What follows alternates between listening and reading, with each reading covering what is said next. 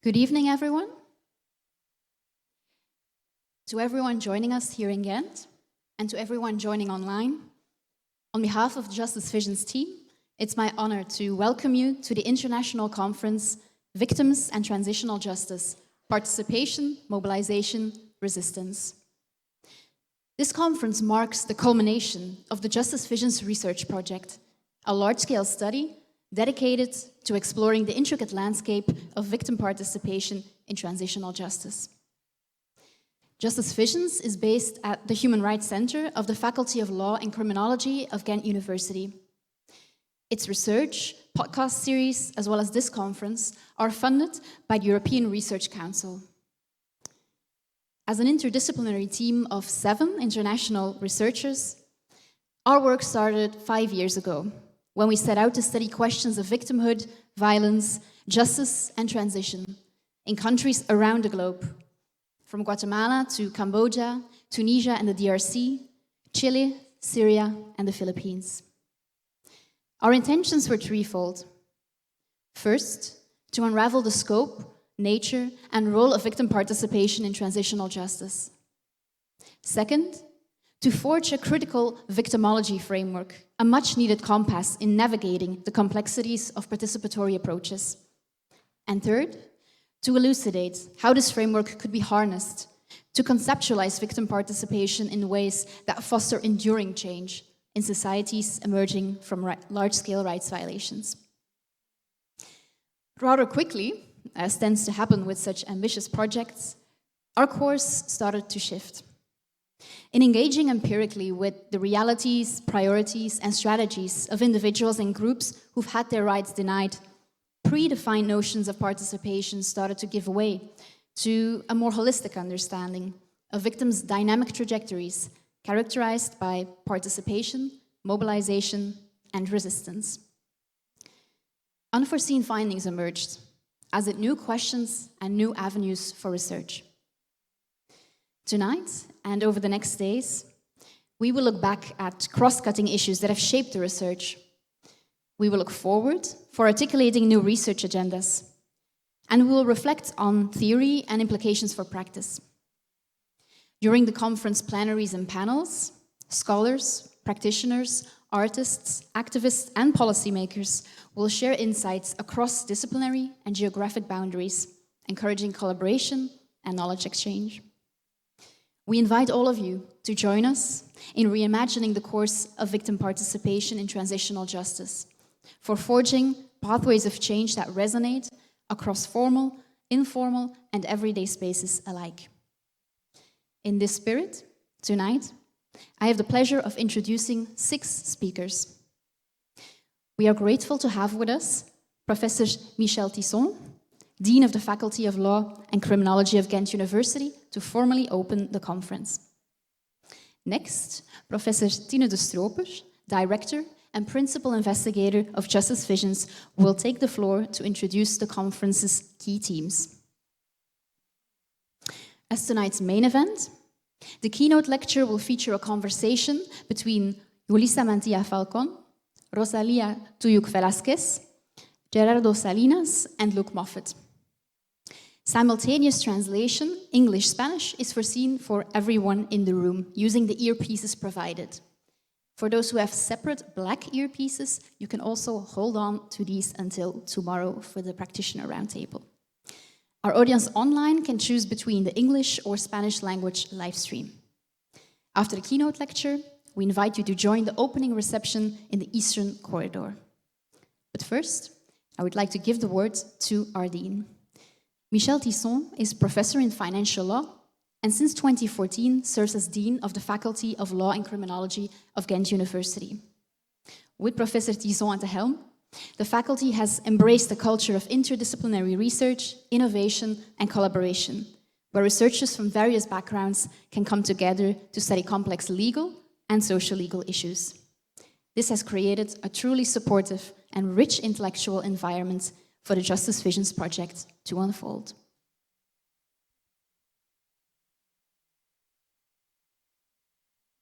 Thank you very much, Elke, and good afternoon, all participants here in the room and people who are attending online. I asked Elke to introduce me in 2 sentences, telling me that I was a professor and I was a dean since 2014. All the other compliments for which I thank her are only her credit. I think that the atmosphere of interdisciplinary, respectful collaboration between scholars and bringing new insights is most of all the credit of the researchers in the faculty itself and not of policy. I would like to welcome you and formally open the conference on Justice Visions. This is truly a remarkable conference, not only because of the place, it's one of the nicer historical places where we will be staying for the next 2 days and for tonight, but also the way to come here was quite peculiar because you had the experience of witnessing one important Ghent feature, which certainly for students is an important one as well, because in my time, when the so-called carnival fair was set up, it was time to start studying for your exams. And that was mostly a quite depressing situation. You have seen probably that the number of engines that you have seen can swing you from one way to another. There are plenty of roller coasters. If you're a fan of that, please feel welcome to taste it in one of the next days. But that roller coaster, I think, is part of the words that I will use in my welcome speech as well, because maybe you are about to engage in a roller coaster being swung from one way to another in the next days as well. Justice Visions, victim participation in transitional justice. For me, as a banking and financial lawyer, this is a quite mysterious subject, but when I read the words that Tine is going to say after me, I was quite intrigued. I knew already from her research, of course, before that, but was even the more intrigued about what you're going to speak about. My first reflection on that was, in a better world, we would not need this conference. And I think we have to think about that. In a better, in a more perfect world, we would have justice. We would not need to fight against injustice. We would not need transitional justice. And of course, we would not have victims to give a floor to in helping us to restore justice and to build transitional justice. But the world is as it is, and we have to take that as a fact. And unfortunately, we have more and more recent examples which stress all the more the importance of this conference. It is as it is. We have to take that as a fact and into account, but let's deal with it. And let's try to contribute to the mission that the researchers in this project have set when they received the funding from the European Research Council, which already was a very good thing. But let's also engage into that roller coaster of different elements and different perspectives that can help us advancing in that research and research outcome. Tonight and the next 2 days, you will first and foremost hear the researchers themselves, Tine de Stroop as principal investigator and the various PhD and other researchers that have engaged into various components and aspects, country studies, field studies in this research, which have put at the center of the research the victim and the contribution that victims can bring, the visualization that victims can bring in how they see justice and justice being restored. And this will bring about not only scholars from a social-legal perspective, but also people from other disciplines, including, for instance, artists. And I think that's one of the strengths of this research project and of this conference, is that the scholarly perspective that is very important indeed, and where we have a role to play as university, will enter into dialogue with other perspectives, with other specialists, people from the field, practitioners, artists, activists, as it is often called. Does it mean that we don't have activists at the university? No, we have committed researchers who think that their mission is in part as well to contribute to tackling these societal challenges. And the dialogue will probably be important. And let's have that dialogue. Let's confront ideas. Let's confront visions and perspectives on the topic that you will be dealing with and that is so close to your heart, in order to see whether not only the research that has been undertaken, but the dialogue that comes out of it and the discussions that come out of it even bring forward more knowledge, insight, and maybe new perspectives for follow-up research. I'm sure that this will be a roller coaster. It will be a roller coaster of ideas, of sometimes new insights, sometimes new perspectives that will be brought about, that will maybe confront you with your own perspective, and that this confrontation could bring about new elements. And I'm sure that this roller coaster, this more intellectual roller coaster, you still are free, of course, to go to the other roller coasters, will create the added value that you're all looking for. I all wish you, after having congratulated explicitly the organizers of the conference, and I will name two of them, but I know there is a lot of people behind the two of you, Elke Everaar as coordinator and Tine de Stroper as principal investigator. What you do is important, what you do is valuable, and I hope that what you do and what you bring out will be very valuable to all of you during this conference. So welcome, enjoy, I would say, despite the difficult topics that will be tackled here, but most of all, enjoy the dialogues and the conferences and the maybe new friendships that will be forged here as well. Thank you very much.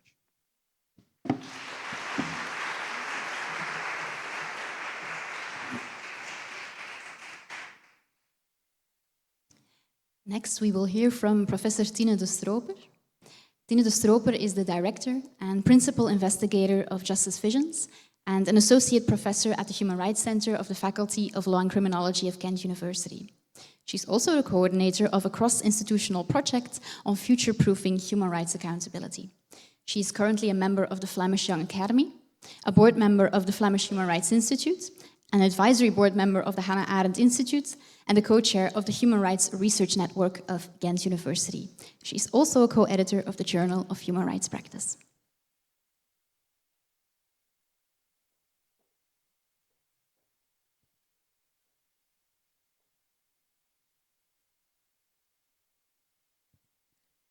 Welcome everyone here in Ghent and online, et bienvenidos aquí en Ghent et en ligne, et bienvenue à toutes et à tous ici à Ghent et en ligne.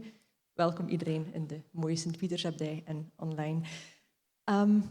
It is truly a pleasure to stand here before you today, also to know that we'll be spending the next 2-3 days together with many of you to talk about interesting, important, and oftentimes also very difficult issues that have been keeping us all busy as artists, as practitioners, as people from within institutions, but also as researchers, of course, coming from many different disciplines.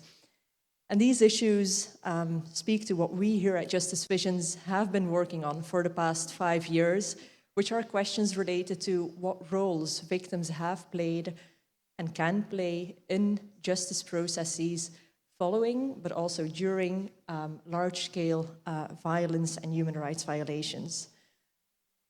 And I would say that these questions that bring us here, they're complex ones, they're also urgent ones, because in the past 2 decades, the discourse around victim participation in transitional justice has really moved to the forefront of both scholarly inquiry and also practice, which means that the notion of victim participation has in a way become very mainstream, but it's also one of the more contested notions, profoundly contested notions of transitional justice processes that are being implemented in societies scarred by large-scale violence and injustice.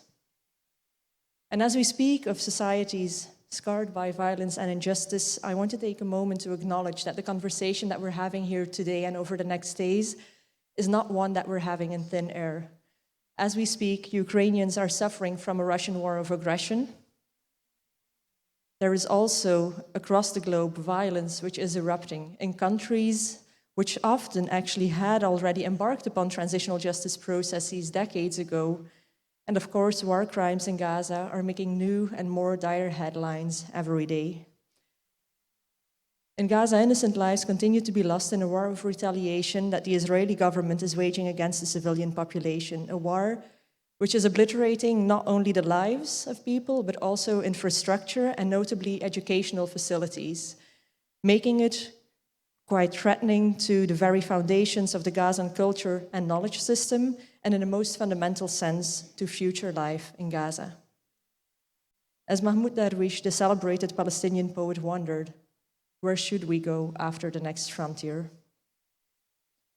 The ongoing violence in Gaza is man-made, it's a tragedy, and it cannot be justified. It's also an urgent reminder of the need for international action and upholding and reviving the principles of human rights and humanitarian law ensuring that those who violate human rights and humanitarian law face accountability, and that there is a plausible pathway of redress and justice for victims.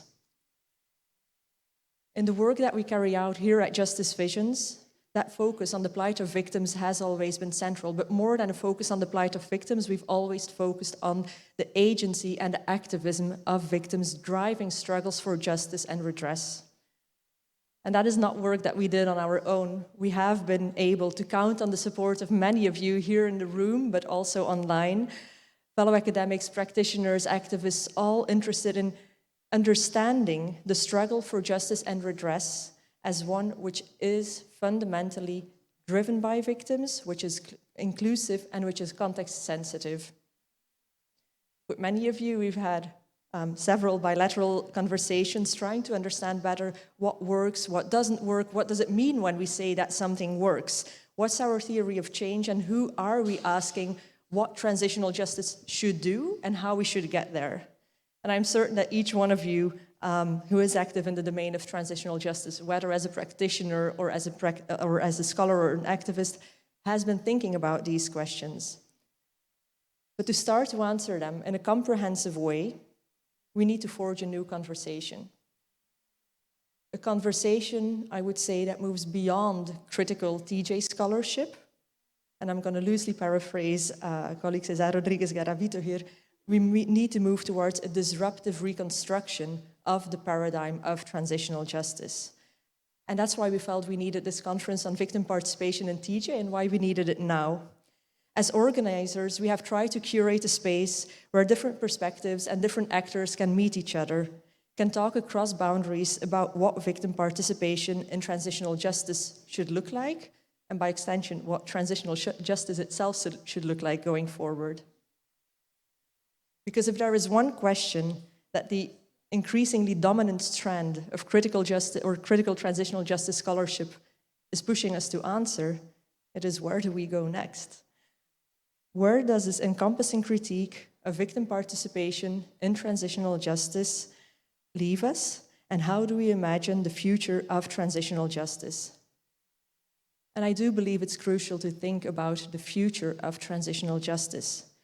Because in spite of all the excellent critical TJ scholarship, of which many of us are part, I think, if we look at what's happening in practice, we see that transitional justice is not on the retreat. It's not becoming obsolete. If anything, victims and activists are increasingly using the language and the tools of transitional justice in a range of struggles, justice struggles, that have very limited or nothing to do with those contexts for which transitional justice was initially developed. I am talking about activists mobilizing the rhetoric of transitional justice in defund the police campaigns. I am talking about the wave of truth commissions on settler colonialism, which was established in the Scandinavian countries in the 2020s. But I'm also talking in a way about the opposite end of the spectrum, cases where transitional justice is mobilized in contexts where there is no political rupture, where there is no event that seems to mark a clear break with the past, and where violence is very much ongoing. Cases like Syria, like the DRC. The mobilization of transitional justice tools and rhetoric suggests that the practice of TJ now is more relevant than ever, and that the crucial task ahead of us now is to reimagine it in ways that align and that supports also the struggle and the ambitions of those in practice seeking justice. As such, I think it should be clear that the conference that we're having in the next days is about more than victim participation in formal TJ mechanisms. As my colleague Elke already pointed out, that was our initial interest, but very soon we moved towards a study of victims' activism in claimed spaces and how these different spaces, formal spaces of TJ, claimed spaces, interact with one another, which I think has been a very generative focus. It allowed us to also acknowledge those instances where victims are actually the drivers behind the TJ process in the first place, pushing for transitional justice, pushing for a peace process to start with. Also to acknowledge those cases where victims have actually been mobilizing in the orbit of formal transitional justice mechanisms in ways that are complementary to these mechanisms, in ways that pose alternatives to these mechanisms, in ways that demand that these formal mechanisms become more inclusive and better represent victims' voices. It also allowed us to look at cases of resistance and opposition to formal transitional justice mechanisms. Processes where victims are experimenting with and innovating upon standardized transitional justice formats. Rather than engaging in a philosophical or a definitional debate about whether that last example is actual transitional justice or not, what we have been doing here is to follow the work of those who use the transitional justice toolkit and language, and to think about why are they doing this? What makes transitional justice valuable for these activists, and what explains TJ's appeal across these very different contexts? We have also tried to understand, in this variety of contexts, why and how people propose creative interpretations of existing measures, of standardized mechanisms which have been critiqued for being too stodgy, too standardized. How are they innovating upon these institutionalized practices, and what can we learn from this experimentation, from this bricolage, in this wide variety of contexts, not just to understand how TJ works in those specific contexts, but also to understand more about the essence of TJ and how to imagine its future. Focusing on that grassroots experimentation, that grassroots innovation as a driver for change has been increasingly and incredibly interesting, actually, as an exercise. It has allowed us here at Justice Visions to move beyond the critique of transitional justice and to think alongside those actors mobilizing the rhetoric of transitional justice. That also explains, by the way, why the conference program does not necessarily foreground legal or institutional changes, but instead seeks to complement those with insights from other disciplines. Because with this conference, what we wanted to do is to forge a shift in the terms of the debate. On the one hand, beyond the paradigmatic approach that has accompanied the consolidation of the field, but on the other hand, also beyond the critical approach which has accompanied the expansion of the field of transitional justice. Instead, what we want to do is we want to go back to the disruptive roots of transitional justice, to the aspirations and the approaches of those taking the streets following and even during violent dictatorships in Latin America in the 1980s, the demands of those wanting to know the whereabouts of their loved ones, the demands of disruption of a harmful status quo. And in doing so, we have gone back to the drawing board about each of the core concepts that have underlined our work. Victim participation, transitional justice. We've constantly been exploring what it is that we mean when we use the notion victim, what we mean by participation, what kind of justice concept and what kind of transition are we even talking about. And in the past years, we've been scrutinizing these words, we've been deconstructing them whenever possible, reconstructing them based both on insights from other disciplines and what people that we work with tell us.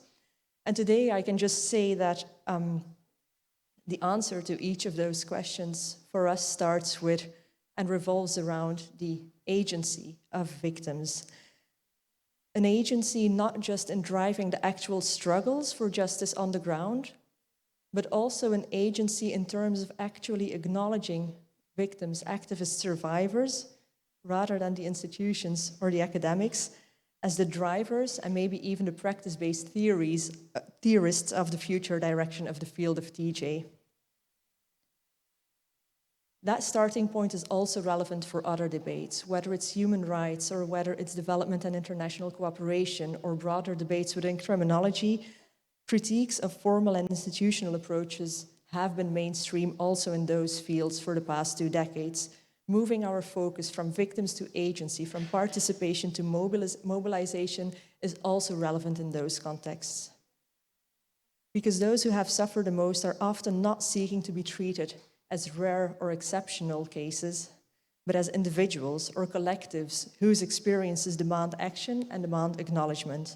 And it's imperative that we think with and work alongside them as we navigate the field of transitional justice, whether as academics or as practitioners. By building on this idea of re-theorizing the field of TJ on the basis of victims and activists' demands, we hope to both broaden and deepen our understanding of victims' roles in transitional justice, to move beyond critiques and to engage in the work of reconstructing the paradigm that has never lost its appeal in practice. In this conference, how we want to do that is we want to speak nearby. Speaking nearby is a concept that was first coined by documentary filmmaker Trinti Minha, who used it as an alternative for speaking about or speaking on behalf of victims, for example, as a concept that demands that we leave the space for representation open, but also that we leave space for uncertainty and for shared meaning making, which is what we'll hope to do with this conference. And that ambition will be reflected in the next 2 days, because I think that the format of such a conference, which is focused but necessarily very kaleidoscopic, is a good format because it offers a space for these multiple perspectives to coexist alongside one another and find each other.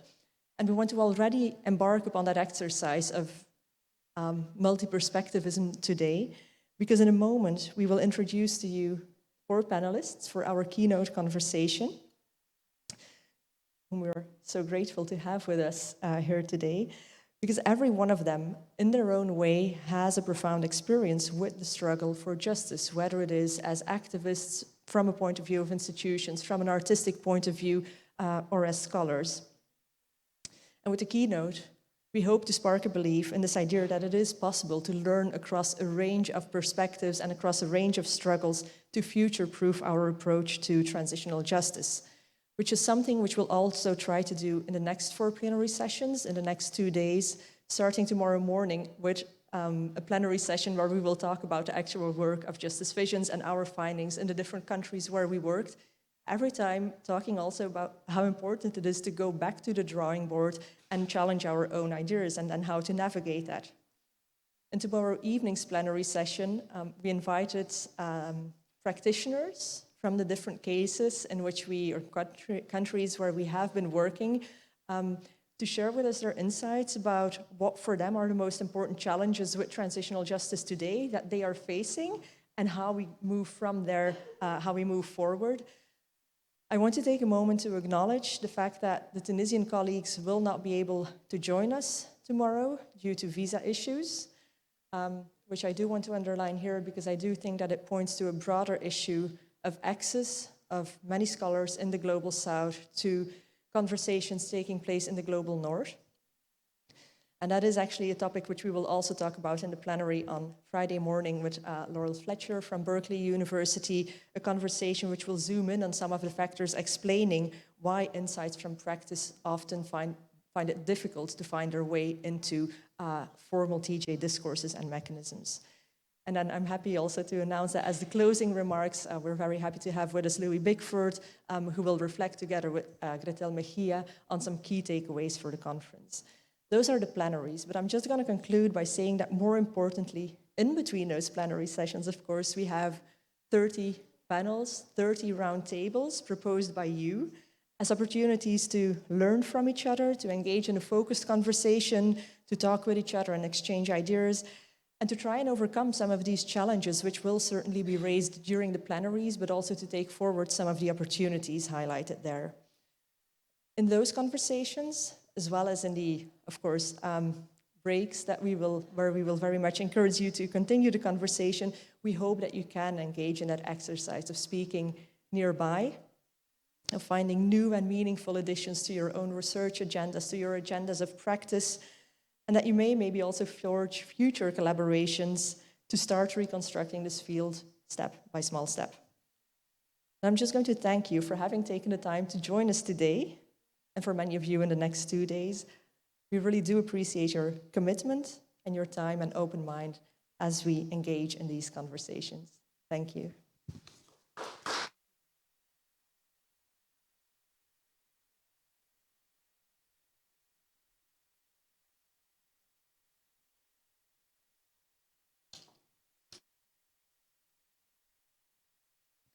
Before moving to the keynote lecture, we want to emphasize that we're committed to fostering an inclusive and respectful environment for all participants at the conference. We kindly ask that you adhere to our code of conduct, which can be consulted on the conference website, and that you obtain permission for making close-up photographs or recordings.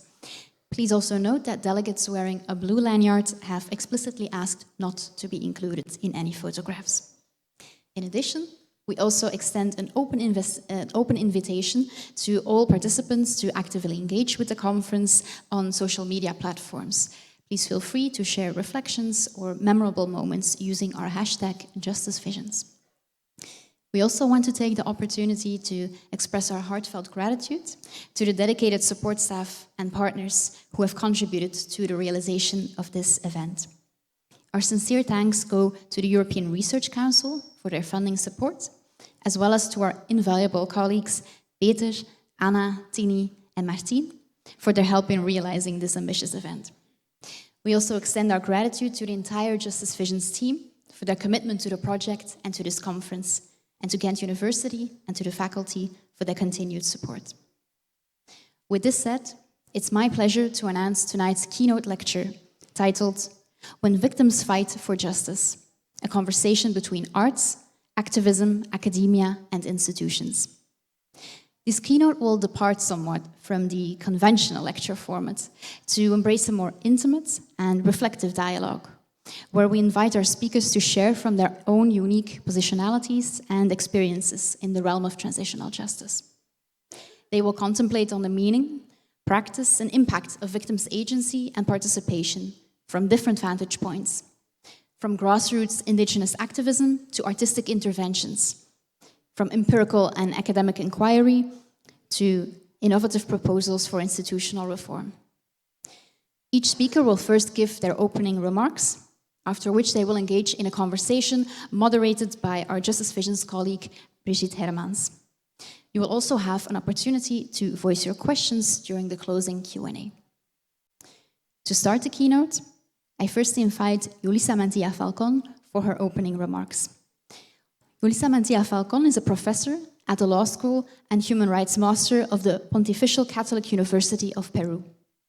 She was a commissioner of the Inter-American Commission on Human Rights from 2020 to 2023, where she was also the rapporteur for women's rights, migrants, the elderly, and issues of memory, truth, and justice. She was the president of the Inter-American Commission on Human Rights in 2022.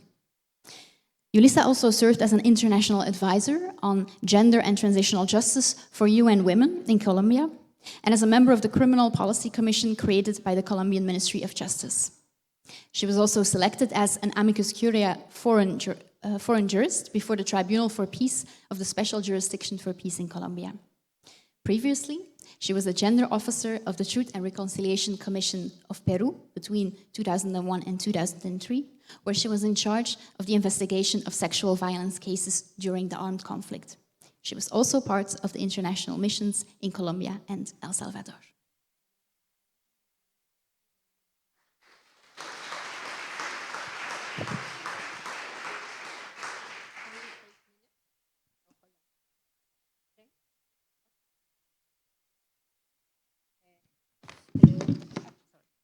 Well, first of all, hello. Thank you so much for this invitation. I'd like to start thanking Tina, Anna, Gretel, and all the team. When they just contact me, ask me if I can speak in English, and I say, okay. But today I have a very good conversation with Rosalina during the breakfast, and decidí hablar en español. Por varias razones. Por varias razones. Quizás la más importante es que este es un espacio que agradecemos todas, para poder contar nuestro trabajo con las víctimas. We want to talk about our work with the victims. In my experience, the victims did not speak English. They spoke Spanish, Quechua, Aymara, Amazonic languages. So I think it is a gesture of respect to speak in Spanish, and you will be able to follow me in Spanish.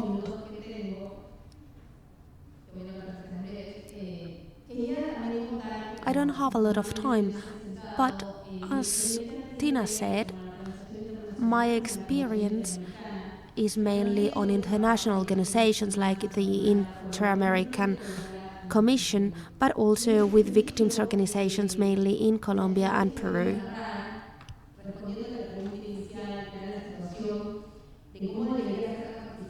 How should victim participation be? I would like to share the Peruvian example. Between 1980 and 2000, there was an armed conflict in Peru where there were many human rights violations. The recently exempted Fujimori left the country. We created a truth committee in the Peñagua government. With this truth committee that was later called Reconciliation and Truth Committee, we had a mandate to research torture, forced disappearances, crimes against indigenous communities, and other very serious human rights violations. This committee was created in 2001. If this committee was created right now, we would also include sexual violence as a human right violation. This type of crime was not included at that time. So if I was asked how the victim participation should be, there should be a difference, because victims are not homogeneous, they are not just one kind of victim, and one of the difference is the intersectionality between the victims. In Peru, when the committee was created, they thought that there was no sexual violence, and that if it happened, it was something very rare. I'm very happy because we have Karina Dianderas, who was part of the Truth Committee with me, working on the psychosocial aspect. At the time, it was really hard to talk about the conflict. But when women came to us, it was even harder to talk about themselves and to talk about sexual violence. So this would be the first lesson. We need a different approach when it comes to transitional justice mechanisms. So here we talk about politically correct, we talk about Yugoslavia, Rwanda, but in order to get justice and reparation, we need to listen to the victims. We work in universities, in offices, in academia, but we can learn a lot from the victims. We can write, we can research. However, no one knows more about human rights violations than the victims themselves. At the time, we created the gender department. I was honored to be the head of this department, and one of the first decisions that was very hard to make was to add another paragraph to the list to include sexual violence. We are not just talking about rape, but sexual violence in general. I am happy to be here with Rosalina because we took the example of the Guatemalan Commission. The committee in Guatemala had a specific provision for sexual violence in the Guatemalan conflict, because we thought we have a similar conflict. So we thought we would add the same kind of crime to our list. However, international organizations were not working on sexual violence. The fact that people thought this had not taken place testifies that there is another important element. So it is not just important that the victim talks, it is that we need to learn how to listen. And in order to do so, we need to have empathy. We can think about the Manada, a case of rape in Spain. Even when there are proof, victims are not believed. So what happens in an armed conflict where there are army bases, and there is daily sexual violence. It is hard to talk about it, but there's not enough tools to research it. Transitional justice has a historical debt towards women and LGBTQI communities. Me dicen cuando me queden 2 minutos, por favor. We were able to include sexual violence, not just rape, and we used the conclusions from the report in Guatemala for our own report. So, in Guatemala, they saw that men and women were separated, and then women were raped and then killed, whereas they were just killing the men. This was our hypothesis for the massacres in Peru, and we found out that the same modus operandi was being used. We found women's bodies naked and their sexual organs destroyed, and that allowed us to see that there were hints to sexual violence. We were able to say it was highly likely to have happened.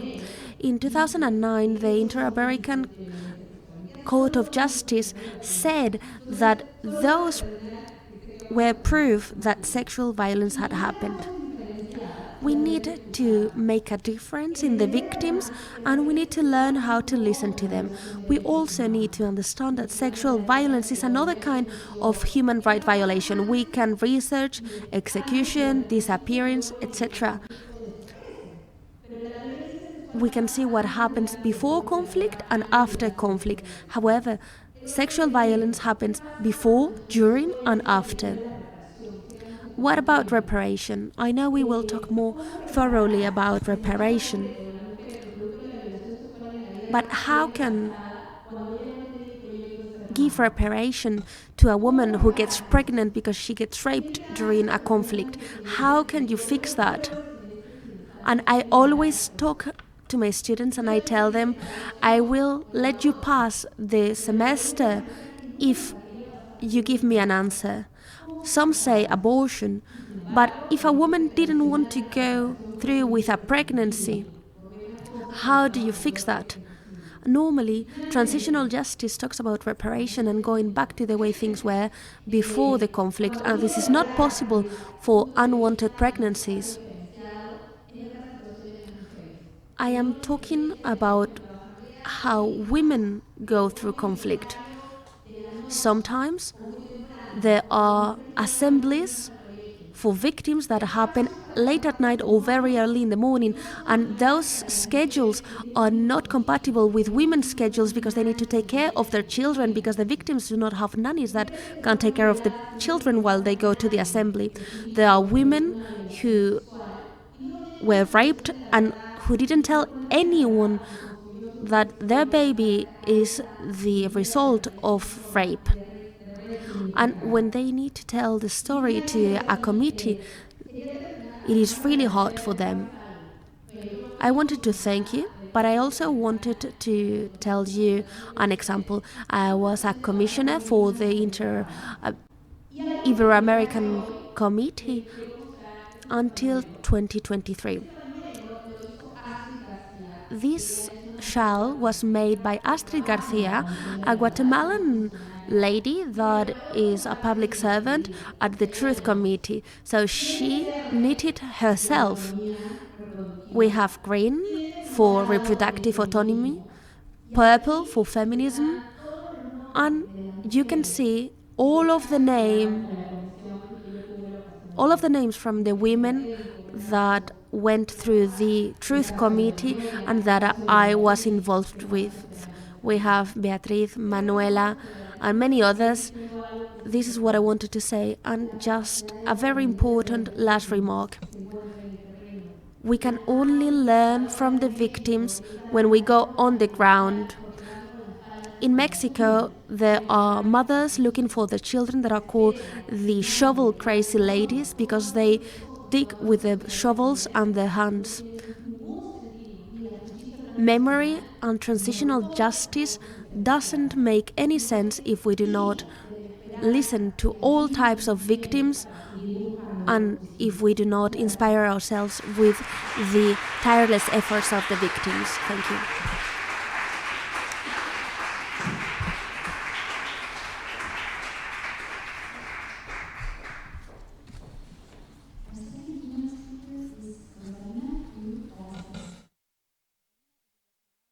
Human rights activist and politician. During Guatemala's protracted civil conflict, both her father and husband were abducted, tortured, and presumed murdered.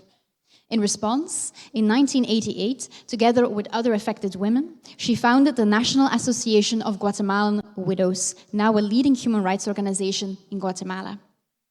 Rosalina served as a congressional deputy in 1995, also holding the position of Vice President of Congress. She became one of the first Mayan women to win a seat in Congress. She was awarded the highest French Order of Merit in 1994 for her humanitarian activities. In 2004, she was appointed to chair the Guatemalan National Reparations Commission. She also received the Peace Prize from the Niwano Peace Foundation of Japan in 2012 for her dedication to peace and activism.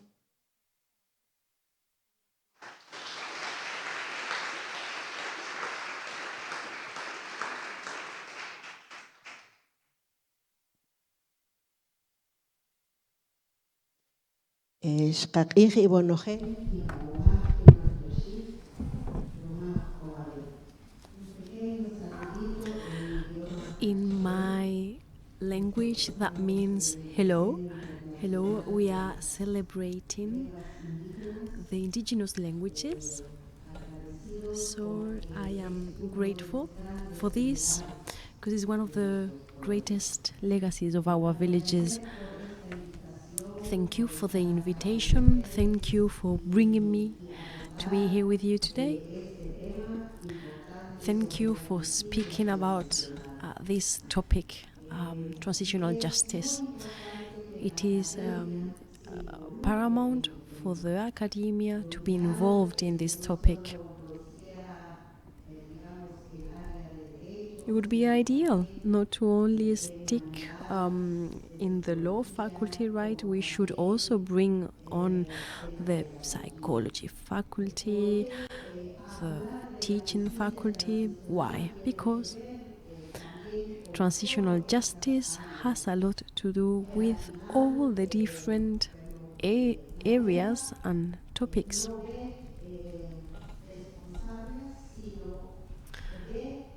The war doesn't see or identify any responsible person. They only see collective memories. They only see people who are left. I am a survivor from the 80s genocide. My father was kidnapped by the military. My husband was also kidnapped. He disappeared. My sister-in-law also disappeared, a nephew disappeared, and later on I discovered that many of my family members, many women from my family were victims of sexual violence. Transitional justice means commitment, long-standing commitment. We cannot give it a period of time. Justice, the truth, reparation, these should be adopted by every corner of the world, because we never know what happened before, what is going on now, or what is going to happen in the future. We never know where problems come and go. Wars can happen. And sometimes we have problems because of different situations. In Guatemala, women got organized. And for us, overcoming being scared was a very important thing. We were able to name to point out the responsibles, those who were the responsibles, the creators, the perpetrators of the massacres.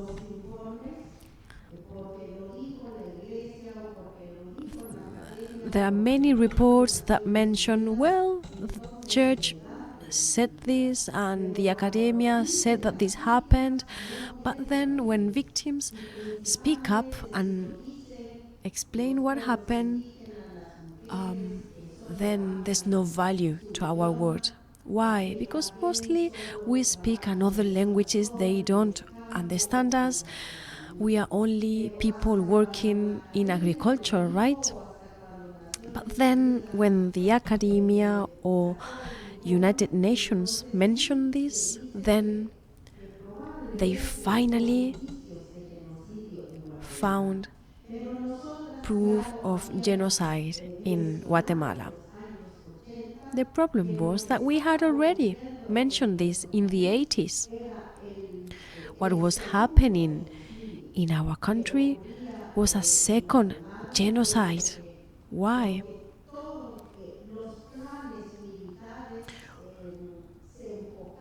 Because all military plans were drafted to finish and end the indigenous peoples. They carried out tortures, they burned houses, animals, our crops, and they also broke and stole our tools, the tools of our people, our women who worked in medicine, our spiritual guidance.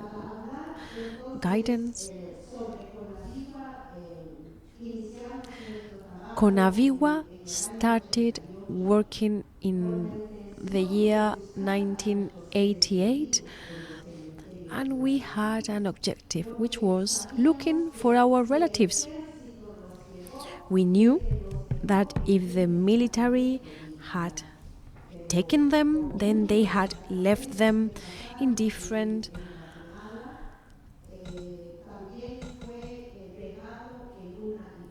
detachments, but some of them were left in church buildings, in schools, in different health centers. We knew that these locations could hold some of our relatives, and that is why we started denouncing and complaining. We went to the prosecutor's office to complain against this, and they only started working many years after our complaint. They never looked at it. They never looked at our complaint. They thought that it wasn't real what we were telling them. In Guatemala, we never value indigenous words. They don't believe in our thoughts, in our testimonies. They think that we don't know anything about law.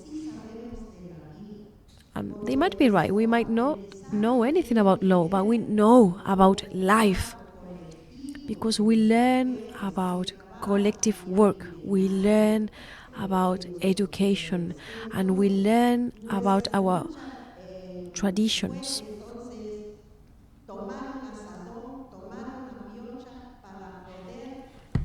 We took shovels to go to the cemeteries and look for our relatives, because we couldn't count on the justice system. We brought with us prosecutors, anthropologists, and we showed them where the cemeteries were.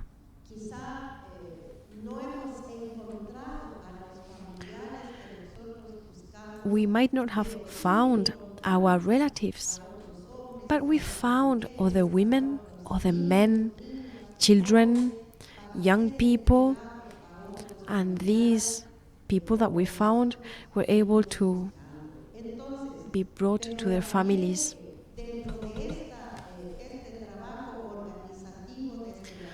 As I said, women organized themselves and we created different tools to accompany different women. We started carrying out psychology work. We do it through plants, through dancing, through the fire, and through our connection with the water. Because we know that our villages have always done this through the crisis.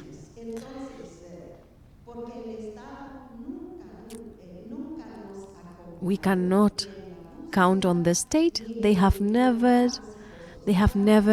given us any support. They haven't given us any development projects. And I believe that we've been working for 38 years with and for women. And our work wouldn't have been possible without some churches, some agencies that really understand the work of our women. The governments have always supported the military. They have never supported the victims. And that is why we are not calling ourselves victims anymore. We are protagonists. We are the main characters of the searchers, of our relatives. We are those who are denouncing the responsibles of the massacres. We have found some cases. I think that 4 of them have resulted in justice. But there are many, many cases left. The search for justice doesn't have a period of time and it doesn't have a border. The work that we carry out show us that when you don't have justice in your country, you can run or walk to another country where you will find justice.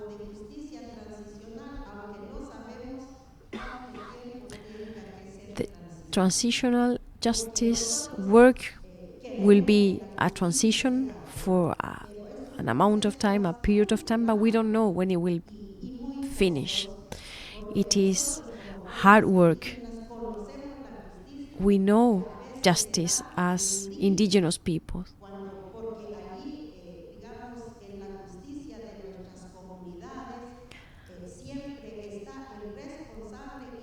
Our communities always design the responsible, the perpetrator, the victim, the witnesses, and justice is served every time, every year.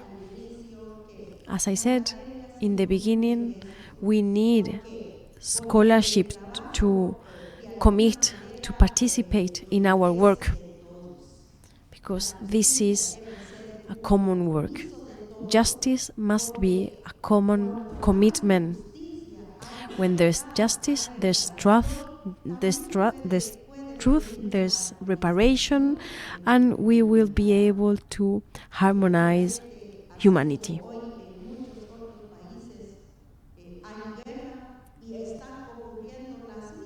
Many countries are suffering from wars and from all the violations that we've experimented. So I am happy to be here with you today. I'm happy to see familiar faces. I wanted to mention Guido. He has helped us for a long time in Guatemala. He has accompanied us, supported us. And above all, I am sure that from now, you will be willing to come to Guatemala. we have a memorial for the truth, for the forced disappearance. We need the academia. When the academia will have to repair and share justice, they will search for the truth.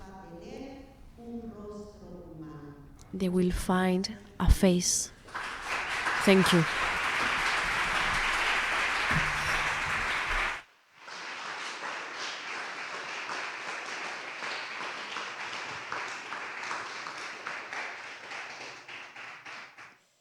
Next, I would like to invite Gerardo Salinas to the stage.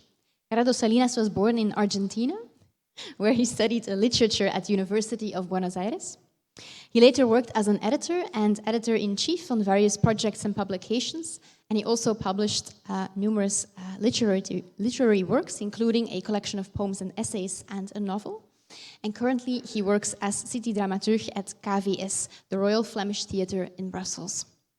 Gerardo is an active participant in the struggle for justice and in lawsuits against the former junta during the military dictatorship in Argentina. When he was 3 years old, his father and uncle were kidnapped, tortured, and murdered. For 40 years, Gerardo has been searching for the truth about their fate.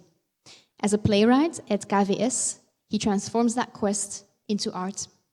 This year, he presents an installation at the Maas Museum in Antwerp featuring stories about the Argentinian dictatorship.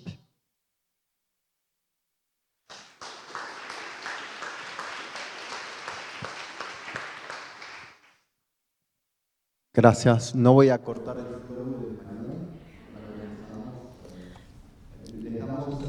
Thank you. I am going to continue speaking in Spanish, and at the end of the conference you will have a proficiency level.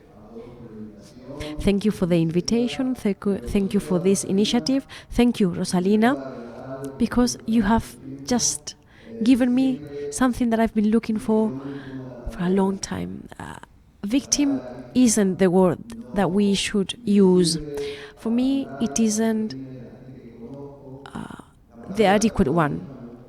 Main character, protagonist is a better word. Thank you. Well, let me start with my story. When I was 3 years old,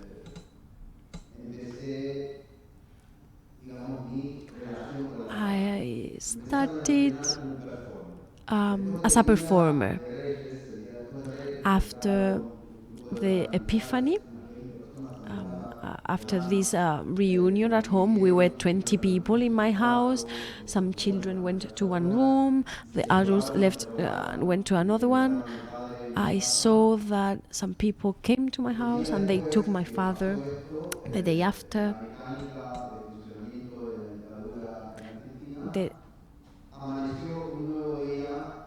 After this, there was another day in Argentina, right? Another day under the dictatorship. Buenos Aires was this very much Latin American but also European city in Argentina. All of us had witnessed the terror, the horror, but we didn't know what to do. My mom was left with 3 children, and she taught us to perform normality, normal life. And what is it? Well, it was the story of some children that were not part of these crazy times. We never knew who and when could come to our house. The situation was rather complicated for a child. We had to learn to perform. But today, I want to show you how we can learn from the most negative situations. I started reading critically the reality. I was performing as if everything was normal. We were all in security, and at night I knew that people could come to our house, take someone and you'd never see them again. Many years went by, and during my adolescence,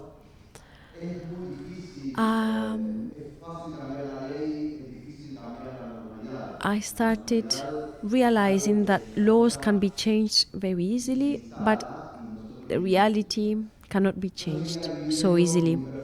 I kept living in my performance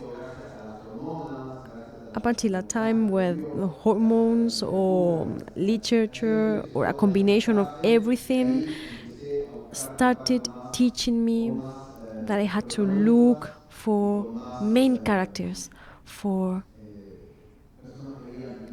people who had experienced similar things. And then is when I met many women who are leaders of the human rights movements in Argentina. Our movements are very horizontal, and we do not experience this ego from men, right? I think that organizations benefited from women. During the dictatorship, women started gathering in Plaza de Mayo. Many of these women were kidnapped, raped, tortured, assassinated.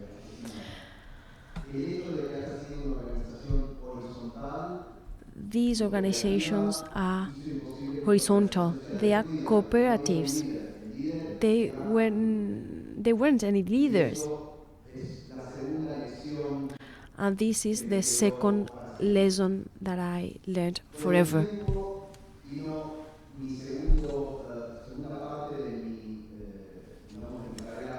With time, my second part of the artistic career in horror started. Thanks to Celia Villaran, I think it is very important to name the participant because otherwise it's anonymous. Celia had two children disappeared, and then also his husband because he also was disappeared, and then he came back and died because he had been tortured. Celia had a wall where she stuck the papers from the victims, from the actors. So thanks to this kind of installation, I was able to find out where my father and my uncle were, and I talked to other survivors, and I learned about their final moments. It was a terrible, terrible discovery, but it is part of the work. This situation allowed me to participate in the trials. There were more than 400 concentration camps in Argentina. However, they rebuilt one of the concentration camps, and they held the trials on it. Many of the women were the basis of the junta. You can watch the film 1985, where you can see a part of the trial. However, without the collective memory that had been built by mothers, grandparents, and relatives, these trials could not have happened. We could not have demanded the truth and demand justice. That is transitional justice for me.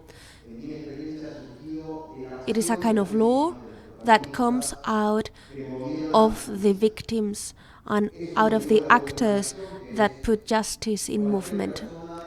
That is how I learned that anyone can change the world. We need to get together and we need to believe. Obviously, some people have more difficulties than others, but if we gather, we have more power. You might have heard about the trial. And in the room where I participated,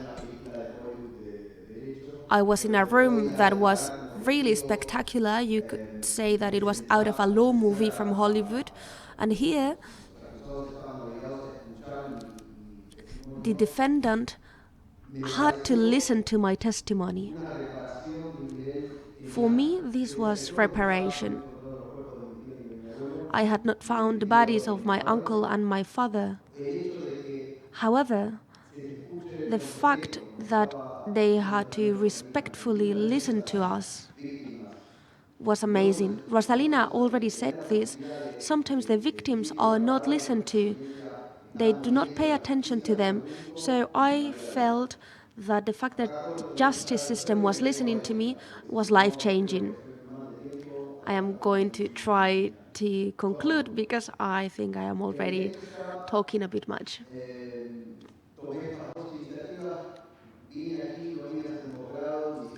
I came to Belgium. I came as an immigrant. I didn't come to study. I took a course to become a legal immigrant. I lived in Flanders, and I was considered as a white person in Argentina, but here I was not considered white. I started working in performing arts. I discovered that there is an amazing infrastructure for arts. However, there was not a lot of space for people who had not studied here and that was not ethnically from here. When I came to Europe, I felt guilty because we are victims, but we also feel responsible because our bodies are political subjects. Because we feel we are not just humans, we are responsible for taking action after what happened. So here in Belgium, I felt guilty. I wanted to know how was I contributing to the fight of our comrades in Latin America, in Africa, in Asia. I thought about it.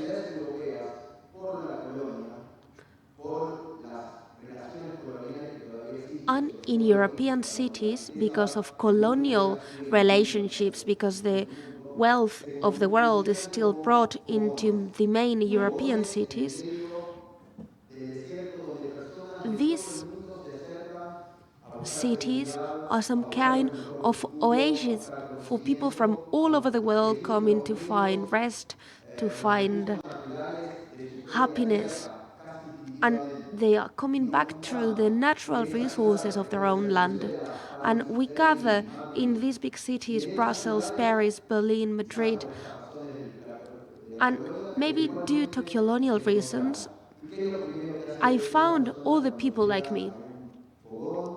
What does someone do when they reach an oasis? We tell a story. In Brussels, there are over 180 nationalities, and we have the opportunity to listen to the story of someone else because we live next to them. Our children go to school together, but they are going to tell us a story from Baghdad, from Tegucigalpa, from Buenos Aires, and we will be able to understand the story. We will rewrite the global narrative because the global history is being told in an untruthful and incomplete way. The actors, the protagonists, need to take action for our ancestors, for those who cannot speak up, and for those who are coming after us. And that is my work. I cannot talk about my work too much. Tomorrow I will be premiering at the theater, so if you have the time, please come see us to the premiere of this play. And I try to integrate all of these stories into my work. During the judgment for Puente 12, which was the first resolution of the trial, we included the gender approach, and it was considered an aggravating circumstance.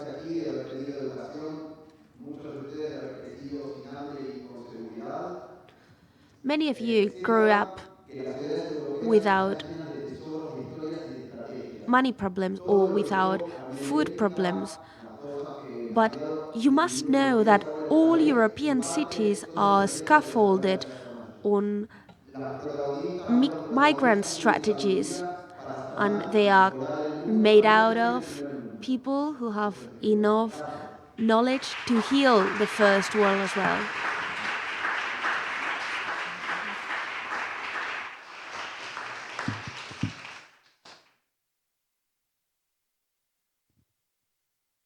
Last but not least, I give the word to Luke Moffat. Professor Luke Moffat is Chair of Human Rights and International Humanitarian Law at Queen's University, Belfast. He's the author of 2 monographs, Justice for Victims Before the International Criminal Court and Reparations and War. He's also co-editor of the Elgar Research Handbook of Transitional Justice. He has worked with a number of victims groups and human rights NGOs around the world on victims' rights and redress. His research expertise includes the role of reparations in addressing past violations, the role of law in educating on armed conflict, and the construction of victims' rights in domestic and international processes.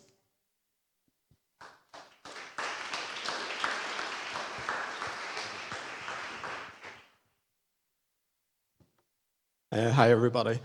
I'm not going to speak in Spanish because it's bad, but I'll speak in Northern Irish, which is just English with a funny accent, so I apologise to the translators. Thank you so much for the organisers and for having me. It's a real honour to be with the rest of the panel. Tina suggested that I speak on positionality, and it's easier for us to speak about transitional justice coming from Northern Ireland, where there's a lot of silence. I've got some colleagues here from Belfast who will not know this about me, but I come from a family that had a number of family members who were killed, suffered sexual violence, and were forced to be displaced in their homes, and also were involved in fighting for both sides. And we live in a society which is probably over-researched for transitional justice without a transitional justice process. We contest everything. We contest the language. We talk about dealing with the past, we talk about legacy, we talk about a peace process, and even victims are exhausted. It's critiqued, even transitional justice. It's seen as an industry where academics, NGOs work on this issue without any outcome or justice, and victims still live with their suffering. And so growing up in this during the Troubles, bombings, shootings were just normal, and also this family silence, community silence. Something which was always drilled into me was that in these sort of situations, you have a choice. You have a choice to engage in violence. You have a choice to be silent. You have a choice to engage in justice. And that's always sat with me in moving forward, but also was also provoked that, my family would sort of, criticize me saying, academia, it's a book club. You just read, what do you do? What difference do you make? And these are 2 points I want to come back to. But thinking about, where I came from, when I started working in this area 15 years ago, there was no transitional justice course. We now teach it prolifically in Queen's in Belfast. And so I very much wanted to get away from Northern Ireland and the sort of political baggage and the parochial issues that sort of haunt our country. And so I was lucky enough to work out in Eastern Congo and Rwanda. And I've written in the Journal of Human Rights Practice about everything I did wrong as a white male Mzungu, not knowing anything, think they could idealistically change the world by just turning up. And I think, I've been lucky enough since then to do fieldwork in a lot of countries. And while I didn't get taught transitional justice, victims were my teachers. Everything I needed to know. It was a humbling experience and edifying for me. But I remember going and working in Northern Uganda during my PhD and working with victims of both the government and the Lord's Resistance Army. And it wasn't just simply turn up and say, tell me everything what happened. This is going to be interesting. I'm going to publish this. It was very much a collaborative process. We're working alongside victims, that it wasn't about knowledge extraction. It was about giving them sort of value that would help their cause.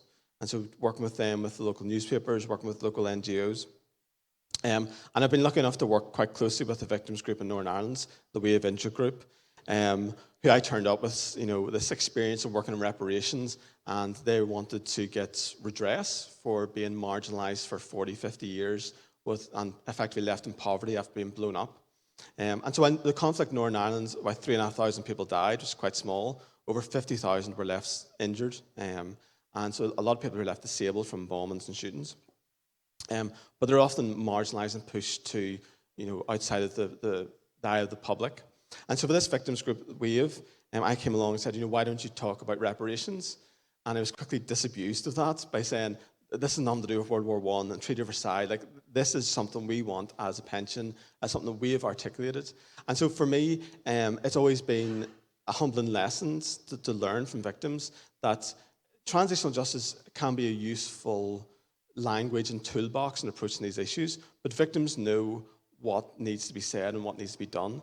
And it's like Tina said, it's about how we sort of come alongside people and have that conversation beside in order to advance these conversations. The difficulty is, and I see the biggest problem in transitional justice, is time. And this is something, from working in near a dozen countries, emerging from conflict and authoritarianism, is that victims have this common refrain of, is the government just waiting for us to die? And time works against justice. It erodes it, it corrodes it. And, in humanitarian law, we talk about protracted conflicts, where we have these countries which seep back into violence, or the conflicts just go on for decades. And I think in transitional justice, we don't have transitions anymore. We don't have this liberal vision of going from authoritarianism to a free liberal market of democracy. We've got protracted justice, where victims are spending years, decades, generations just getting basic dignity and recognition of their rights. And we're even seeing when we do get transitional justice set up, that it falters, it falls apart, because people lose interest, donors move on to other issues. And I think the problem we have with transitional justice is that despite nearly 50 years of practice, is that the burden rests too heavily on victims. Victims are the ones who are pushing things forward, who are continually articulating, advocating, and trying different avenues and bringing people together to push these things forward. And in my own research, I've sort of struggled with the promise of justice and how international institutions in particular try to frame themselves as delivering justice for victims, when often it sometimes stymies victims' efforts. I think where transitional justice succeeds, where it comes from below, where victims are the driving force of that, because it's a more real form of justice. But it also reflects that transitional justice is a constant struggle. It's a struggle against silence. It's a struggle against impunity and those responsible for committing these crimes. And I've seen this time and time again, the absurdities of justice. I remember working in Rwanda with victims of sexual violence and AIDS who were struggling even to get food, never mind antiretrovirals, while those people who were responsible, the senior leaders, were sitting in a prison in Arusha and getting the best healthcare that the UN could pay for. Even I remember being in northern Uganda a few weeks after Dominic Ogwin was arrested, and the victims were starting to get sensitized again, 12, 13 years after the crimes had happened, and seeing Ogwin appear, this person who was a name, in a courtroom with a suit and a lawyer. And they're like, well, where's my lawyer? Why has nobody approached us to sort of represent them? And now, of course, we're, nearly 9 years on since that process started, and there's finally been a reparations award. But it's all symbolic. The victims aren't going to get the 52 million euros awarded a couple of weeks ago. It's going to take a long time to deliver that. And I think there's contradictions in pursuing justice as a higher ideal. There's a lot of bureaucracy in redress, and transitional justice is a contested space. It's political. It's always going to be political, whether it's on the streets, whether it's in the courtrooms, whether it's about nudging governments and those responsible to move forward in these issues. And I think, how we can better act in solidarity and victim is we need to move beyond our comfort zone with transitional justice. Over the past few years, we've become very successful in being more interdisciplinary. We've been very effective engaged in arts, social sciences, and humanities. We're no longer dominated by lawyers. Though I'm a lawyer, so sorry for that. But we need to reach out, because what is coming, and we're seeing this in Gaza, is this perfect storm of technology increasing the use of violence, where we've got historical violations which aren't being addressed intergenerationally, the impact of climate change and growing inequality, that we need better tools and we need better partners. We need to reach out to environmental science, health, tech companies in order to better counter the violence which is increasing around the world. We've seen the breakdown in international law and multilateral peace, that the UN system can no longer protect civilians if it ever did.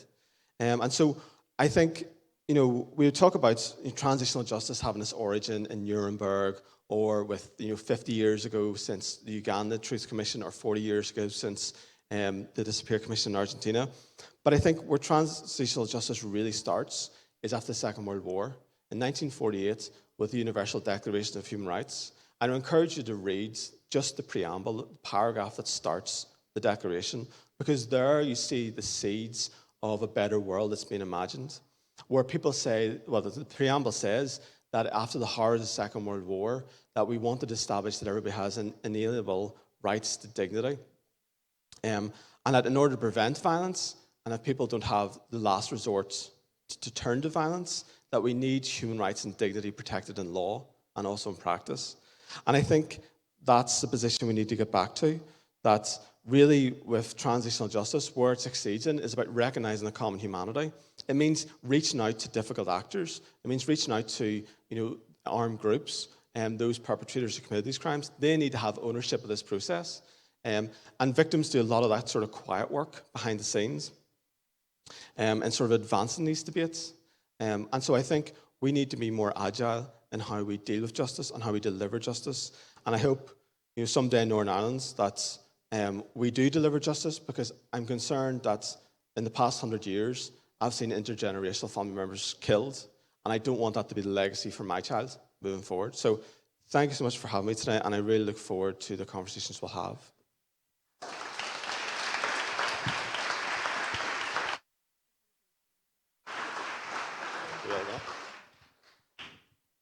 Can I invite the speakers to come and join me?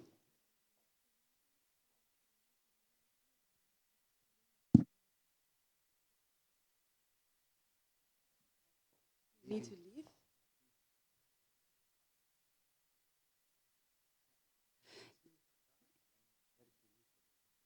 Okay.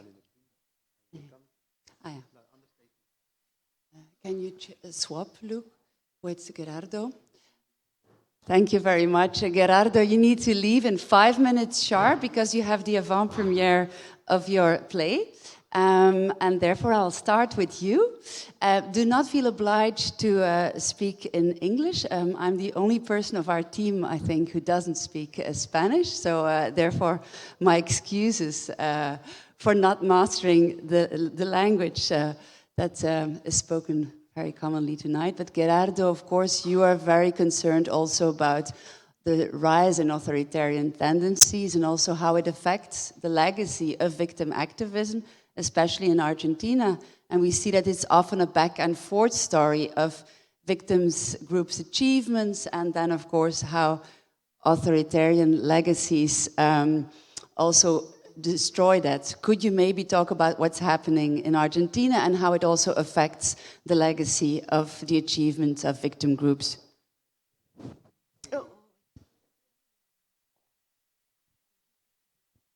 Yeah, sí, Sí.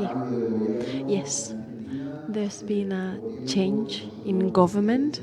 There's a new president, Milei, with a vice president, Victoria Villarreal. She's an activist. She's an activist of the rights of the military people that participated in the dictatorship. It seems that in Argentina we've gone to Alice in Wonderland, but the hell version. There's a new narrative which is completely opposite to what we've been listening and hearing the last years. I left my company to come here before the avant-premiere because, as I've been saying, victims as main characters, we have to do something with what we are, right? This is very heavy. The situation in Argentina is very dangerous. It is dangerous everywhere in the world. We know exactly what is going on in Gaza. This is crazy.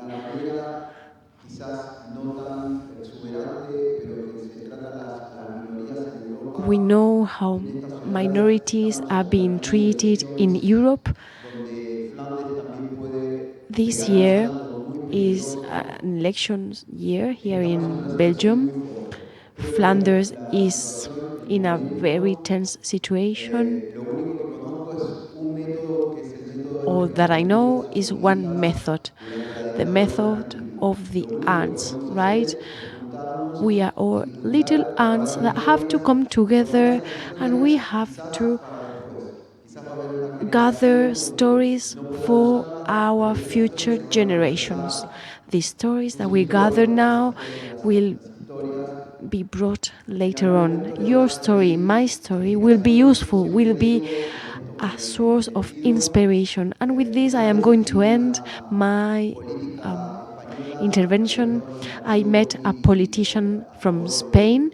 She was a part of a political party that was searching for change. She said that she was very disappointed in 2015 because all her efforts had resulted in nothing.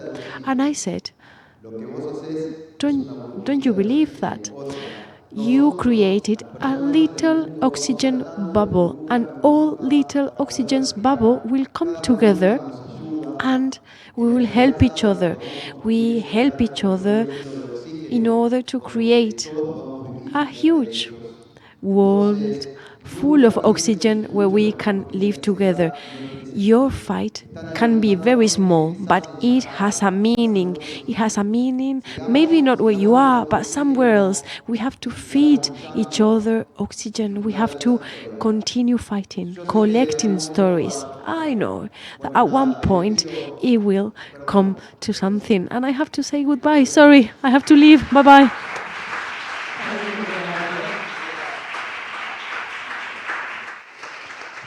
Thank you for taking the time, for giving us also some oxygen, and best of luck for the show. Rosalina, I would like to continue on the question of resistance.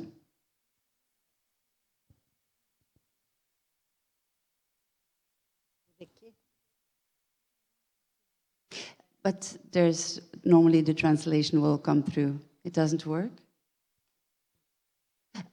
Bueno, nosotras en Guatemala decimos que toda esta resistencia. In Guatemala, we say that the resistance hasn't ended yet, and it's been 5 centuries.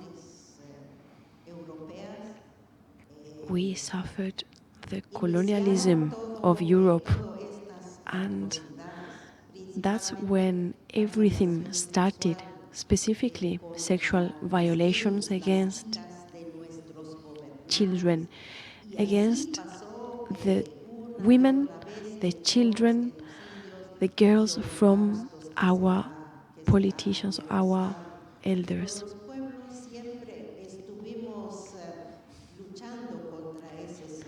The villages have always fought against the system, specifically the genocide in the 80s generated a collective awareness. We now know that what happened isn't normal and that we will have to search justice at some point. Almost 44 years have gone by, and we've only seen 4 cases being awarded, so to speak, for genocide. And we don't know that many cases that have been processed by or for sexual violence. caso que Conavigua llevó por el caso de 32 mujeres víctimas de We violencia know sexual. that there was a case for 32 women. These women were victims of sexual violence because they were defending the forests. Con la intención de decir es que ahí estaba la guerrilla y que por eso habría que quemar los bosques. They burned the forests, saying that the guerrillas were placed there. But we know now that men and boys had been kidnapped, so women and girls were the only ones left that had to come out and defend their territories. The fight of Conavigua has been one of resistance against colonialism, genocide, resistance against recruitment of young people for the military, and also resistance for complaining. Diríamos que en Guatemala, en la lucha contra la militarización, Our fight against militarization, women were there. Women are fighting to look for disappeared people. Women have been fighting against impunity as well. Last year, cuando el pacto de corrupto quiso robar la democracia there was a pact that wanted to take out the democracy from the population. Women came out. Women went to the streets. They protested during many days. And we succeeded. We succeeded in protecting democracy. And thanks to our protests, the government is now in power.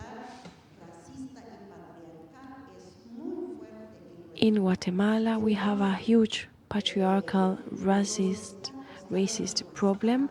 So we are fighting. It's very hard, and we are always risking coming back to the lack of freedom. I am sure that if someone were to break democracy, our people would go out to defend democracy, even though this democracy isn't enough for the indigenous people. Women are there to defend because we firmly believe that resistance, the fight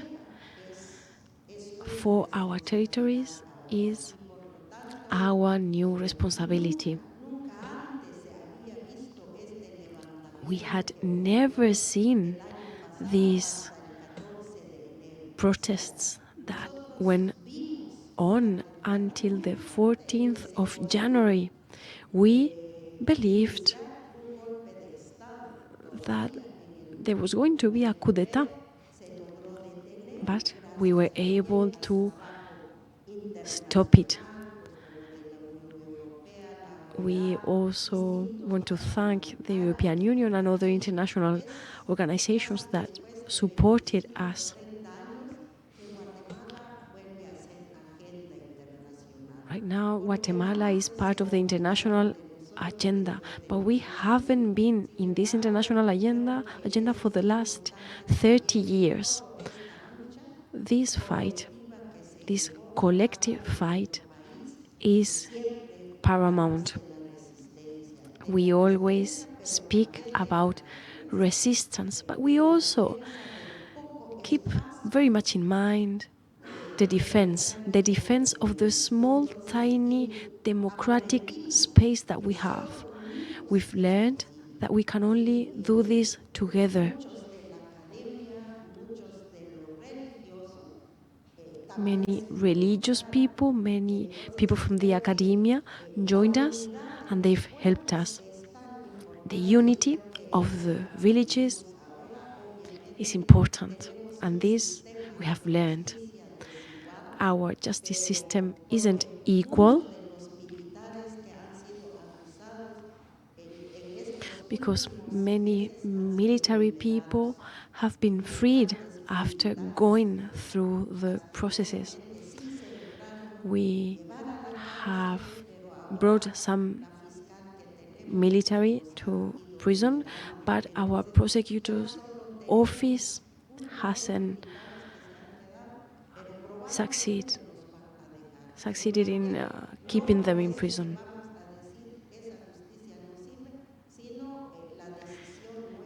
We cannot. We have to continue fighting. In my territory, we are treating a case for the genocide of a village, and hopefully we will soon make it public. For now, nobody knows about it because we want to safeguard the lives of the women from this village. Many witnesses also are very old, and the women that were victims of sexual violence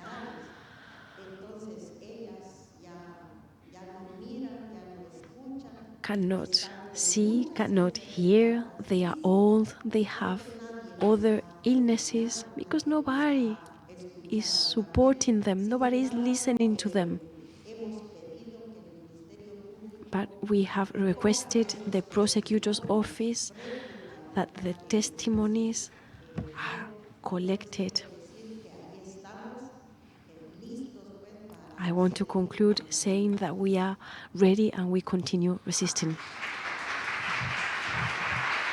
Thank you so much, Rosalina, for speaking so beautifully about the issue of resistance and victims activism. And Luke, hold on to the mic. I wanted to continue on the issue of resistance, but more so in protracted conflicts. You already alluded to the situation in the Gaza Strip, which you also wrote about. Victims cannot wait for justice to happen. Victims cannot wait for international institutions to give them space, to open up spaces. They cannot wait for the end of conflicts. How could you speak a bit more about the difficulties of situations of ongoing conflicts and victims' activism and, of course, furthering their struggle for justice? Yeah, I think possibly the most astonishing thing with a lot of victims groups is they choose not to use violence. And from numerous victims we have spoken to is that for them, they could never inflict that suffering on another human being. They didn't want their family to go through what they did.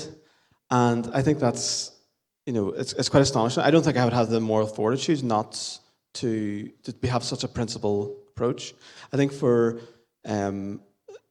what we see with a lot of armed groups is they use the notion of collective grievance, they use the notion of collective victimhood, and this is something in Israel and Palestine, in Northern Ireland, in numerous conflicts around the world, where there's an attack against a group or an attack against a family member, and it's used to sort of justify violence.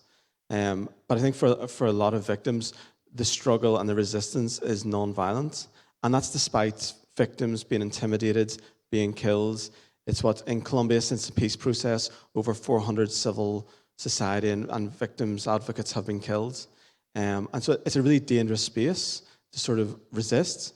And it's not even just the threats or being killed, but it's the energy of a person's life. It's how violence fundamentally changes their path in life and how it absorbs so much of their energy and time. I've seen so many people waiting for decades, waiting intergenerationally, that their children, their grandchildren are now pursuing justice or trying to get their family member's name cleared or get any sort of justice. And I think legally we have failed, that we don't offer justice promptly enough. And so the notion of resistance is that law continues to be in those of the powerful, and it isn't being successfully challenged enough. And I think part of the resistance is widening out that network of how do we build transnational solidarity, how do you deal with situations like Syria. Who talks about Syria anymore in the conflict there? Who's talking about the Congo, where in the past 30 years, there's been millions of people who have died? Or in Sudan, where 9 million people are facing famine because of ongoing conflict there. And so there's a real danger that our attention sort of gets grabbed and victims are left behind because donors and other advocates are moving on to the next situation. And so how do we, as a collective, have more stamina and more attention to these victims who get left behind? And it goes back to the point of, transitional justice. We could have a very nice conversation here today. We could have a good dialogue, and it could be very academically and personally stimulating. But, what's the point of that? How do we do something meaningful here? What difference do we want to see, and how do we go about together that we're now in the space to do that? And I think it's great that this conversation is happening because we can't rest on our laurels when it comes to transitional justice. The struggle needs to be made quicker. And I think those who are armed actors are speeding up the use of violence. And we're seeing in Gaza where, we hear in the news, 83 people were killed last night, 120 people were killed. People are continually being reduced down just to numbers. They're being dehumanized. They're being reduced. Like, if you've seen some of the videos, it's horrendous, where people are fighting against each other. And I'm brought back to think about Primo Levi when he's talking about being in the concentration camps. And he said that the most effective thing that Nazis did was they turned the victims into victimizers, where they turned people against each other. That the system was so effective in dehumanizing the human spirit that people were left not as humans anymore, but just fighting against each other to survive. And we're seeing that in Gaza, we're seeing that in Sudan, and other places around the world. So how do we get back to the spirit of ensuring rights and dignity for all? Like, people need to speak up. Like, I was really surprised by Tina saying about Gaza in her speech, because in the UK, that would be attacked as being anti-Semitic, and people are being suspended from their workplace because of speaking out on Gaza.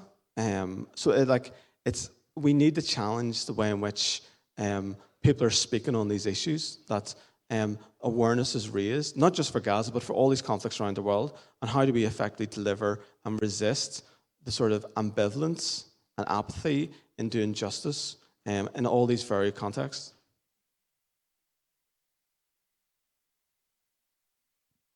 Thank you so much for talking also about the importance of transnational solidarity. And I would like to end, Yulisa, on the notion of transnational solidarity, also with your experience in the International American Court for Human Rights, the various countries also in Latin America and beyond, in victim participation. What can we learn from the context of Latin America, which has inspired so many situations of victim activism in countries which are not always typical countries of victim activism? And could you maybe tell us a little bit more about that source of inspiration and how it's also continuing today? Sí, muchas gracias. I wanted to answer your question, and I was also thinking about the response the colleagues gave. We are talking about resistance, and I think resistance needs to be linked to hope. In today's world, it's very easy to be hopeless because victims and activists that have been seeking justice for 10, 20 years are exhausted. In Peru, there is a trial for the army that raped indigenous women. We have been working on this case since 2001 and 2003, and the trial has just started. So this is the normal trend. So we need to live off hope, and it is not always easy to keep it alive. That is why Rosalina and I were talking about this during breakfast. Why are we still fighting? We need to have hope for justice. Regarding my work at the committee, the Inter-American Committee allowed for changes to happen and to have more hope. Every year, the Inter-American Committee publishes a report, and on chapters 4b, they mention countries where human rights are being highly violated. They have all included Cuba, Nicaragua, and Venezuela.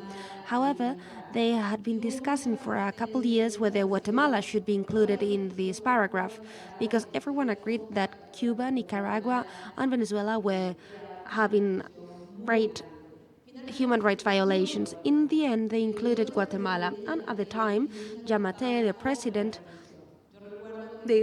he started a campaign against the committee. And for 3 years, Guatemala was included in this chapter.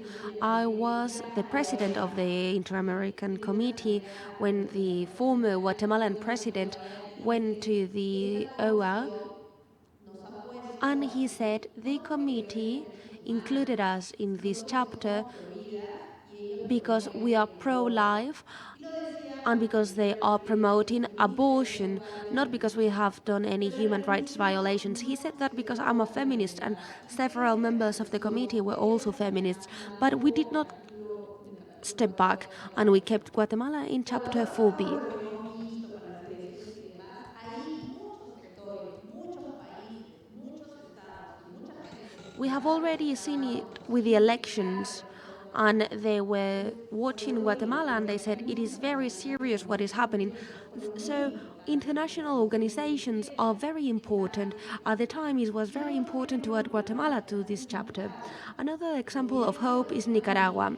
The government of Ortega Murillo, that has arrested every single person that tried to judge the former colleagues of Ortega, and they are not even in the Inter-American system. So the Commission created a mechanism called MESENI, the Mesa de Seguimiento de Nicaragua, the following mechanism for Nicaragua. So the Commission cannot go to Nicaragua, and they cannot go to El Salvador.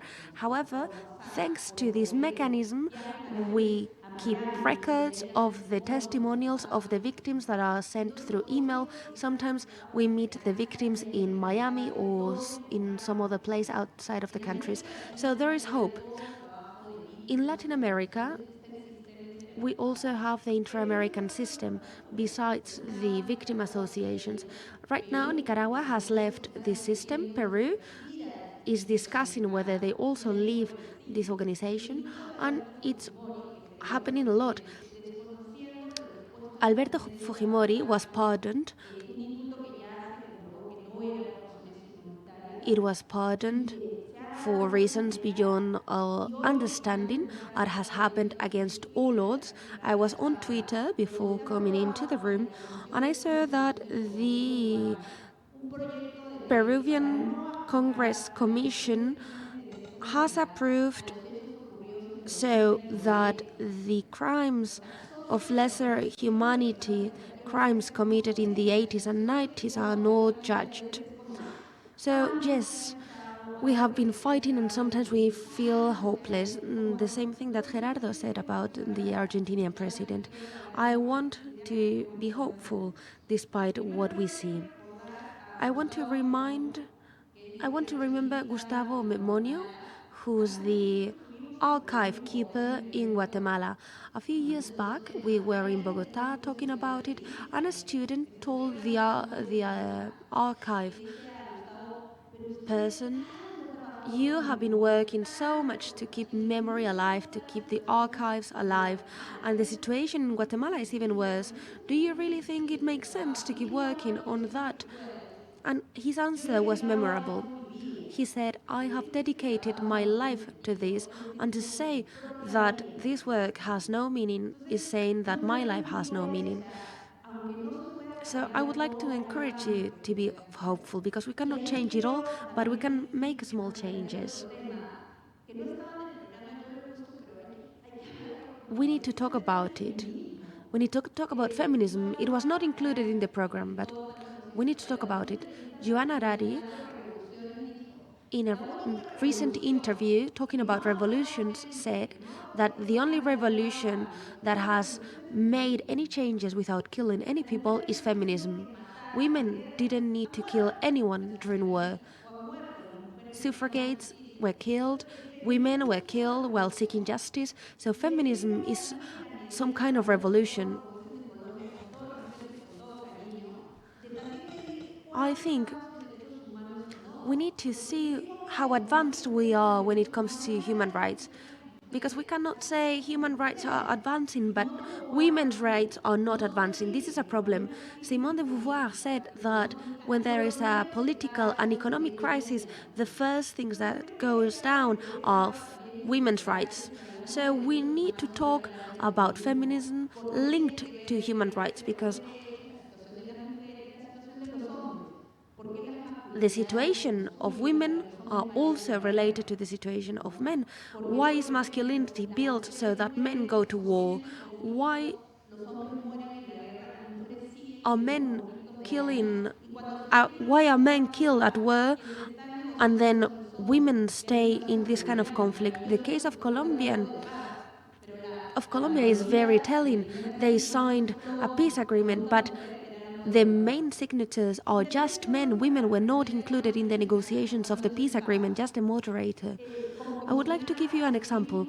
As the rapporteur, we had the case Beatrix against El Salvador. It is a case related to abortion. Beatrix was a woman in El Salvador who had lupus, and she was in a risky situation when she got pregnant. The doctors said she needs to have an abortion, but they were really scared because there is a very high penalty in El Salvador for any kind of abortion. Even if your life is at risk, you can be put into prison.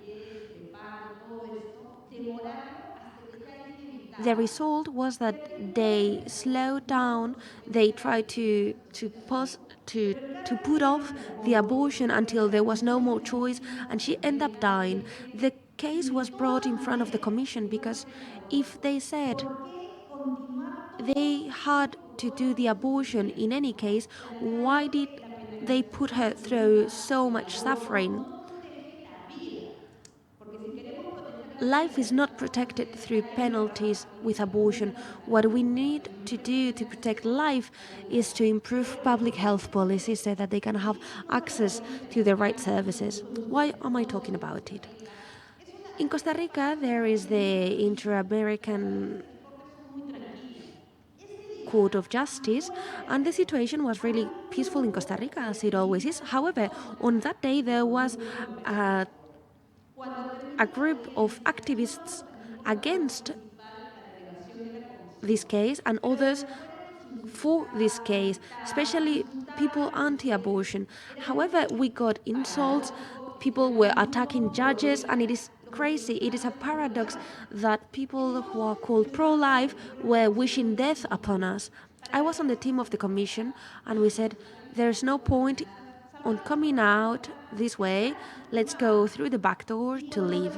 When we left through the back door, there was a huge circle of women of all ages that were wearing green and purple scarves, that were clapping for us, and they were thanking us. Very young girls were coming up to us saying, thank you because you are fighting for our rights and because you are giving us hope. And I think this needs to be our mission. We need to keep hope alive. What did we do? The members of the commission looked at each other and we said, we are going to turn back and we are going to get out of the main door, because if they are here fighting, we also need to fight. So to conclude, I would like to say we need to have hope, we need to stay resistant. We are talking about war, and this is very important, but have we talked about the situation of migrants in Belgium? How many migrants are working illegally here? How many of them can really have access to human rights? How many are being discriminated? So we need to look around us with a different way of looking. I think we need to learn, and this kind of space is very important. So thank you again for this format, because it's not just what you are coming here to tell, but rather what you learn in these kind of spaces. So thank you.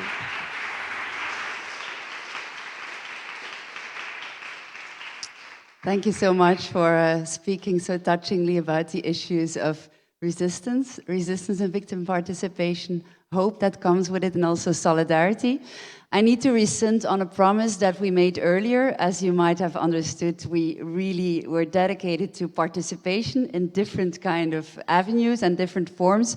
However, we will not be able to give the floor to you and to open the questions to you, because we are running over time, and we also don't want to hold you back from the reception. And we would like to maybe ask you to have your questions for the speakers, because they will stick to the reception. I will give the floor to Elke for the final remarks.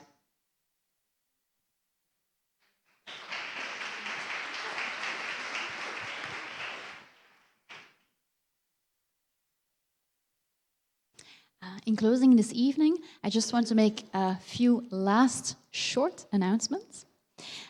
First, as Tina mentioned, we would like to acknowledge our Tunisian colleagues, Hussein Bouchiba and Hamza Ben Nasser, who were not granted authorization to travel to join our practitioner roundtable. And so to ensure their insights do have a place at our conference, we very warmly encourage everyone to listen to the last episode of the Justice Visions podcast, which we published just this morning, and which features a conversation that also includes Hussein and Hamza on the transitional justice context in Tunisia.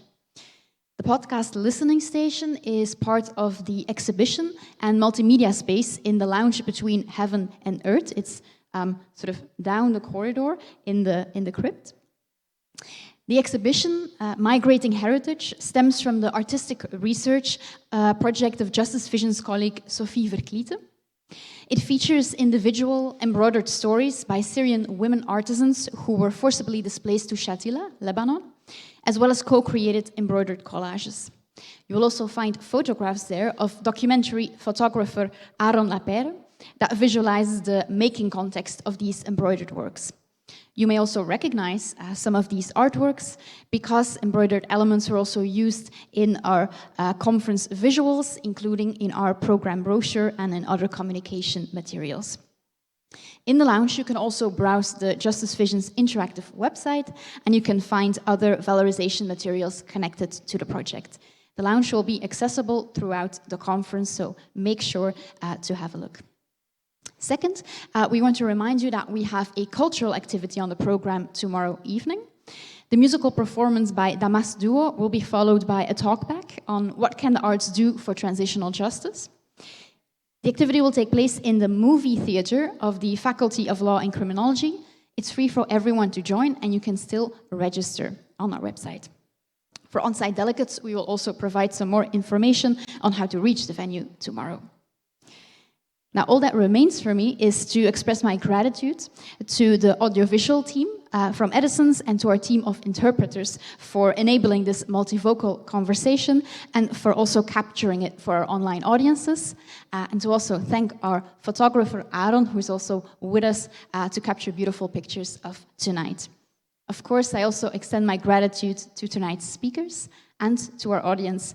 And then I invite everyone to join us in the Eastern Corridor, just outside of this room, for food and drinks. Thank you so much.